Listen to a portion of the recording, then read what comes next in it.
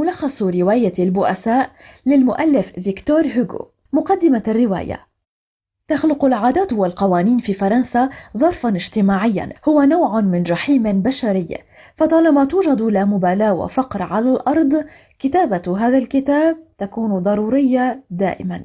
كلمة أولى: ما دام ثمة هلاك اجتماعي بسبب من القانون أو العرف يخلق ألوانا من الجحيم على الأرض، ما دامت مشكلات العصر الثلاث لم تحل بعد، وهي الحط من قدر الرجل باستغلال جهده، وتحطيم كرامة المرأة بالجوع، وتقزيم الطفل بالجهل، ما دام الاختناق الاجتماعي لا يزال ممكنا في بعض البقاع، وبكلمة أعم ما دام على ظهر البسيطة جهل وبؤس، تكن هناك حاجة إلى كتب من هذا النوع. شخصيات الرواية: جون فالجون، العمدة مادلين، فونتين، كوزيت، تينيرديي، مدام تينيرديي، المفتش غافيار، ماريوس بونت ميرسي، إيبونين، الأسقف ميريل، أزلما، أنجلوراس، كوريفراك. أما أحداث الرواية فتبدأ بخروج جون فالجون من السجن عام 1815 بعد أن أمضى يوما متعبا. ذهب إلى فندق ليقضي ليلته هناك، فرفضه الفندق لأنه يحمل بطاقة صفراء، هي البطاقة التي يحملها عادة السجناء. توجه إلى السجن لكي يمضي ليلته هناك، فأجابوه بأن هذا المكان سجن وليس فندقا مجانيا. توجه إلى المطرانية واستقبله المطران، ولكنه في الليل سرق صينية فضية من عند المطران وهرب، وقبض عليه رجال الشرطة وأعيد إلى المطران الذي عفى عنه وادعى أنه نفسه أعطاه الصينية ولم يسرقها، وأضاف أنه أيضا أعطاه شمعدانين من الفضة، وبذلك ساعده لكي يعود إلى الأخلاق الرفيعة ويبتعد عن السرقة، ليس عن طريق السجن ولكن عن طريق المعاملة الحسنة. وبالفعل بدأ يهتم بحسن سلوكه، وأخذ يصلي، وعاد بمخيلته إلى تاريخ سجنه، إذ في داخل السجن منذ 19 عاما سرق بضع أرغفة من الخبز من أحد الحوانيت. ألقي القبض عليه وهرب من السجن، وألقي القبض عليه ثانية وسجن مدة 19 عاما وهرب من السجن. وكانت البداية سرقة بضعة أرغفة من الخبز من أجل إطعام أطفال أخته الجياع لتام السبع. ذهب بعد ذلك إلى مدينة لا يعرف أحدا فيها ولا يعرفه أحد، هي مدينة مونتروي، وقد امتلأ قلبه بنور الدفاع عن الفقراء والبؤساء، فهو واحد منهم، ولا سيما بعد تعرفه على المطران الذي أشفق عليه وفتح له قلبه والمطرانية. فلقد شهد جون فالجون يجثو قرب منزل الأسقف مصليا نادما في كثير من التقوى والإيمان، وهناك في تلك المدينة أطلق على نفسه اسم الأب مادلين، ولم يعرف أحد هو أنه نفسه جون فالجون الهارب من السجن، وعين عمدة للبلدة بسبب إنقاذه طفلتين من الحريق، هما ابنتا قائد الشرطة. قبل جون فالجون منصب العمدة بعد إلحاح كبير من قبل أهالي البلدة، وقدم خدمات كبيرة للبلدة التي تحسنت كثيرا بفضل إدارته لها. بنى فيها المعامل والمشافي خلال 5 سنوات أمضاها الأب مادلين فيها ما بين عام 1815 و 1820، ودهش جميع أهل البلدة لمحبته للآخرين ولأنه يرفض المناصب. ظن البعض أنه يرفض المناصب لأنه يطمع بمناصب أرفع، لكنه في حقيقة الأمر كان يرغب بخدمة الناس لتخليصهم من آلامهم التي ذاق نفسه منها الأمرين. في البلدة كانت تعمل امرأة في ريعان شبابها اسمها فونتين، وهي بالأصل لقيطة، أغراها شاب غني وتركها، وأنجبت طفلة اسمها كوزيت ترات لبيع جسدها، ولكنها كانت تسعى للتخلص من هذه المهنة القذرة. وتركت فونتين ابنتها كوزيت عند أسرة تملك فندقا صغيرا، اسم هذه الأسرة تينارديي، مقابل مبلغ من المال. وكانت الأسرة تعامل كوزيت معاملة سيئة وتبتز فونتين. عملت فونتين في معمل في البلدة كان يملكه الأب مادلين الذي عرف بقوة جسدية خارقة، واستغرب مفتش الشرطة غافيار قوته، وذكرته قوة الأب مادلين بقوة شخص هرب من السجن هو جون فالجون. أما فونتين فلقد طردت من المصنع بعد أن عرفت إدارة المصنع سر حياتها السابقة، أي أنها كانت تبيع جسدها، وتم طردها دون علم الأب مادلين. وعندما التقى بها وعد بتقديم المساعدة لكي تصبح امرأة فاضلة، وطلب إعادة كوزيت لها. إلا أن أسرة تينارديه ماطلت في التخلي عن كوزيت لأنها وجدت فيها مصدرا للرزق. أرسل مفتش الشرطة غافيير إلى قيادته يستفسر عن الأب مادلين، إذ كان يظن أنه نفسه جان فالجون لوجود شبه بينهما، ولكن غافيير علم أن جان فالجون وقع بيد العدالة وهو محكوم عليه بالأعمال الشاقة المؤبدة في سجن طولون، وبالتالي فإن الأب مادلين ليس جان فالجون. وأخبر مفتش الشرطة الأب مادلين بحقيقة ما حدث. الأمر أربك الأب مادلين لأن شخصا آخر بريئا حكم عليه بدلا عنه، وقرر الذهاب إلى المحكمة ليعترف بالحقيقة، وذهب واعترف وأعطى المحكمة عنوانه، وكان ينوي في اليوم ذاته تخليص كوزيت من براثن أسرة تينارديه، وبذلك خلص رجلا بريئا شبيها به من ظلمات السجون. وقدم الأب مادلين الدليل على أنه جان فالجون لأن المحكمة لم تصدقه في البداية، وألقى القبض على الأب مادلين جان فالجون الذي طلب من غافيير أن يعطيه مهلة 3 أيام ليأتي بكوزيت إلى أمها فونتين، إلا المفتش غافيير رفض. توفيت فونتين وهرب جان فالجون من السجن، وترك مبلغا من المال للكاهن ليقوم بمراسم دفن فونتين ويغطي نفقات محاكمته ويوزع الباقي على الفقراء. هرب من البلدة وأنقذ في مدينة طولون وهي مرفأ فرنسي شخصا كاد يموت غرقا. ظن الناس أن جان فالجون أنقذ الغريق وأنه غرق واختفى أثره، إذ لم يعثروا على جثة الغريق. وحدث هذا عام 1823، إذ كان يعمل مع المحكوم عليهم بالأعمال الشاقة على ظهر السفينة. وكانت الحقيقة أن جان فالجون رمى نفسه بالبحر لكي يتمكن من الهرب، لم يغرق، وتوجه إلى البلدة التي تقيم فيها كوزيت بنت فونتين، خلصها من براثن أسرة تينارديه بعد أن دفع لهم مبلغ 1500 فرنك، وكانت الزوجة مستعدة لإعطائه كوزيت دون مقابل.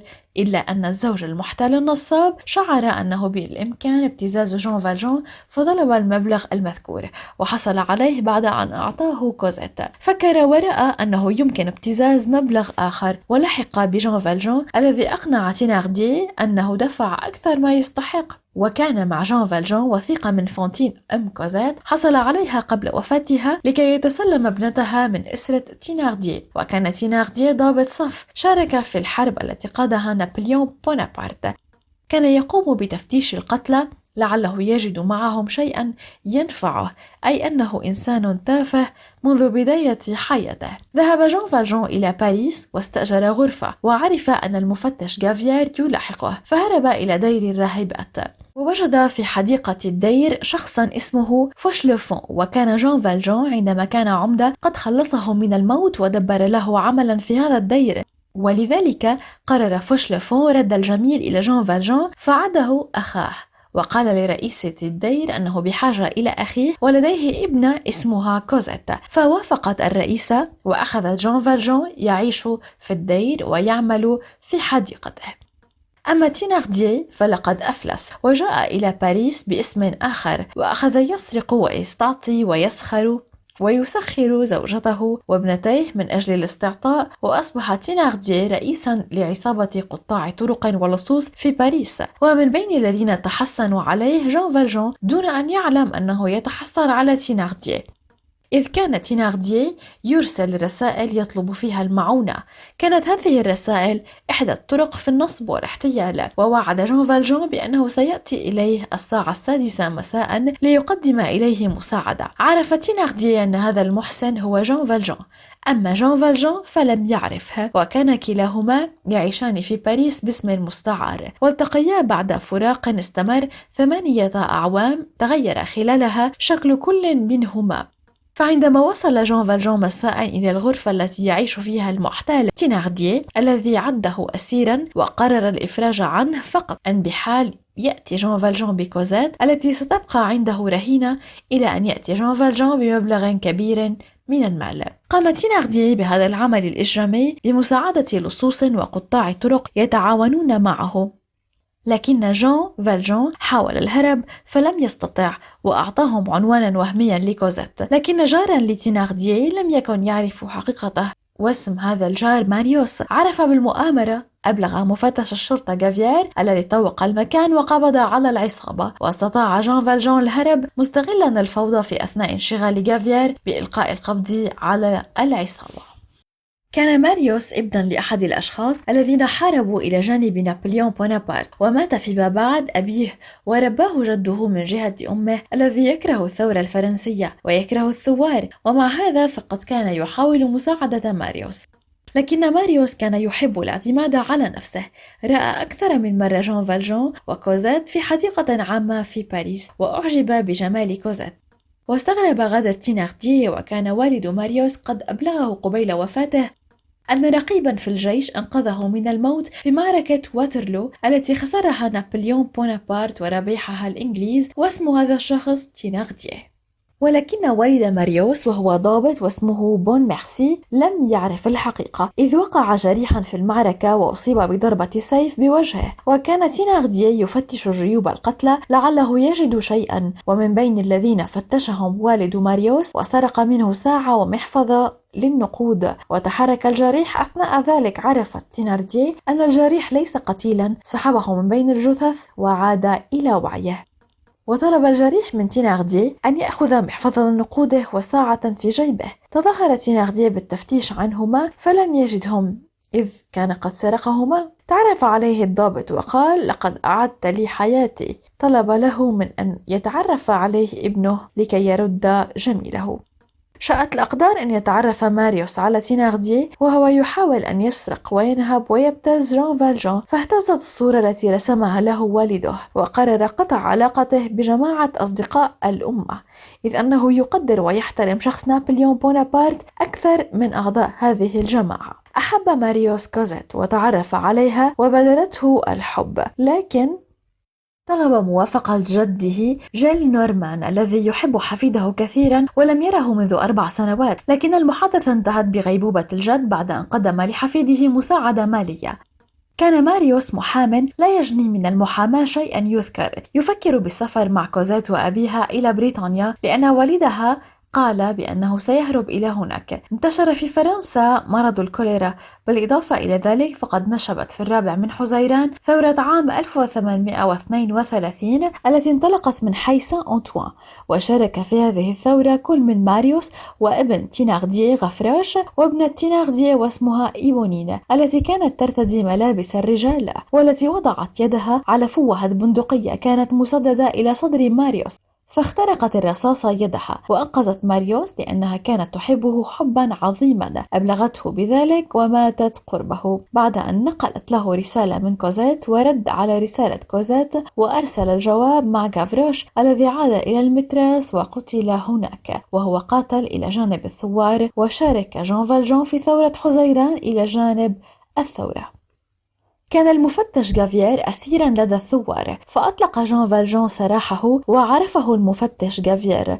قدم جان فالجان خدمات جليلة للثوار. ماريوس جرح في أثناء الاشتباكات، حمله جان فالجان الذي وجد نفسه ومعه ماريوس جريحا في الأنفاق تحت الأرض، وبعد ذلك في أنفاق مجاري باريس. وعندما حاول الخروج من نفق المجاري وجد أمامه تيناردييه الذي ساعده في الخروج دون أن يعلم أنه يساعد جان فالجان، فقد كان شكله قد تغير كثيرا.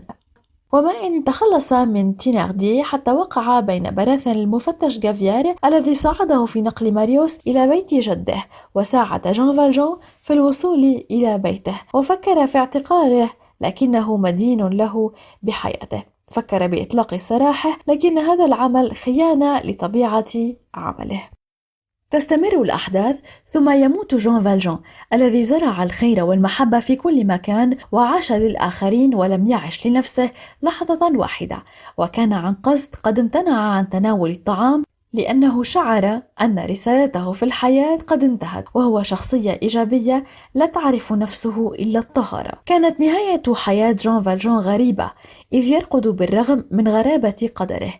أما جافيير الذي طبق القانون بحرفيته فلم يجد أمامه إلا طريقا واحدا، وهي الانتحار، ورمى بنفسه في نهر السين. لم تستطع قوته الصمود أمام قوة الضمير والأخلاق الحقيقية. كان جافيير يحارب قوة خارجة عن الأخلاق وعن الضمير وعن قانون الدولة. جسدها تينارديه الذي أمضى حياته بالنصب والاحتيال والسرقة والنهب وتعذيب كوزيت في طفولتها وابتزاز أمها فانتين، كما حاول ابتزاز جون فالجون ونهب الجنود في معركة واترلو، وانتهت حياته بالهروب إلى أمريكا، أي كأنه خرج من الحياة، كأنه انتحر وقتل ابنه غافروش وابنته إيبونين عام 1832، أي أن ابنه وابنته كانا يختلفان عنه. هذا كان ملخص البؤساء. نلقاكم في ملخص قادم. تجدون رابط شراء الكتاب بمربع الوصف أسفل الفيديو. اشتري الكتاب ليصلك إلى منزلك. هذا الملخص مقدم لكم من قناة ملخصات كتب، فإذا أعجبك الملخص اضغط على لايك وشاركه مع الأصدقاء، واشترك بالقناة إذا لم تكن مشتركا، ولا تنسى تفعيل جرس التنبيهات ليصلك إشعار فور توافر ملخص لكتاب جديد. مع قناة ملخصات كتب، كل الكتب بين يديك في ملخص. إلى